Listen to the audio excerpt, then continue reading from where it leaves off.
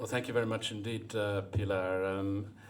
It's a great pleasure for me just to make a few concluding remarks, and particularly to thank the authors of this document, Peter and Ajit, for the hundreds, if not thousands of hours that you've taken to go through what has been not a shortage of information, but a huge accumulation of a massive state, which is an illustration in itself of the way in which I think the whole climate has changed since the first time we did a document in the European Internet Foundation. Seeing Malcolm, I remember that the first one we did try was in 2004, where we tried to put too much into it, we tried to be too policy specific, and so that was clearly not a good success. That was a difficult one for us all, those who remember those times. 2009 was a better time because we had the idea of looking further forwards, not being so prescriptive, looking at foresight, but then we got the timing wrong because we put the timing in September after the elections had gone. Therefore, nobody was really looking at it, although hopefully part of the process that we'd used.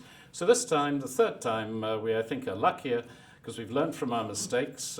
We've put it, I think, at a time, as you said nicely, Robert, where people now are garnering information, whether it be for future campaigns or actual campaigns now developing, or for future roles which people might be playing in the new institutions post-June, that there it has a real accumulation of information which I think will be of some considerable interest.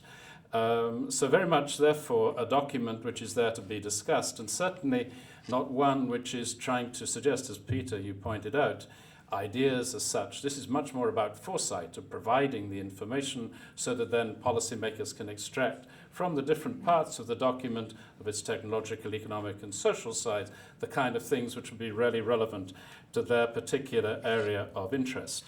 And I think that in concluding on this first section of my remarks, it is a particular thanks to you, Robert, at DG Futures, who, after all, it was in this room, or pretty close to it, where we started out in looking at helping you, and Franco as well, sitting behind you, always keeping an eye on you, I guess, behind it. The DG Futures of thinking out of the box, very much so, of the 11 kind of themes you presented in Vilnius late last year. It's been very much, therefore, a thought of 2050, but 2050 was seemingly far away. 2030 already looks pretty far away, but I'll come to that in my last remark, because my second set of remarks is really to do with the substance of the messages which we've been hearing from our superb speakers this evening, from you, Robert, Vladimir, Jan, and Giampiero, where from all the different types of things you're saying, it's the kind of character of the debate which we're now experiencing in Europe and what we need to focus on.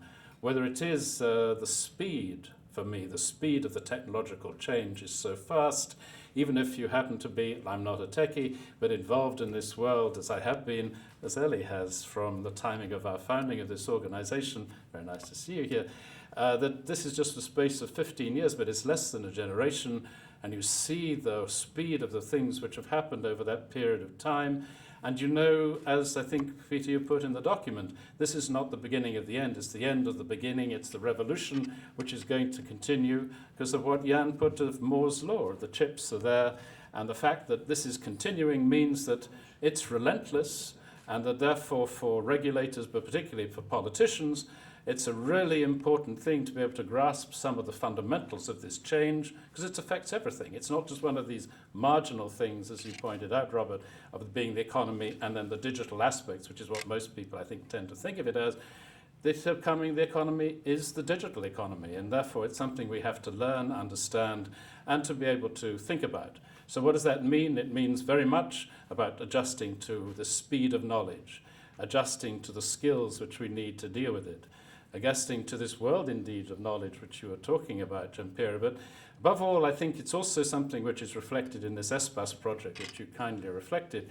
It's an astonishing kind of factor where, indeed, in this room, we had this a few months back, where the inequality between countries is lessening globally, but oddly enough, the sense of inequality is growing within our societies because the rich are getting richer. Maybe it's all this message of exclusion, which we have to be really sensitive about in the months and years ahead. So if I was to just make one last set of remarks, it is, what is this message for Europe? Because we haven't had anything really from our speakers about what it specifically means for the European Union. And I know that this report is to be about foresight. It's not meant to be getting into the policy sphere at all. But if there's anything that we should really be doing, and I'm not saying this, Malcolm, just to make you smile, it's quite easy to make you smile, actually, but this will make you even smile even more, that everything that I see in terms of the long-term trends coming to affect the next 5 years, what we're looking for is, to coin a phrase which others have coined before me, is growth without debt. If you cannot get growth without debt unless you have the digital single market. And that is the key to be able to mobilize. Maybe it is how you have a digitally powered jobs and growth within the European Union, try and avoid the term of a market, as happened in the transatlantic market.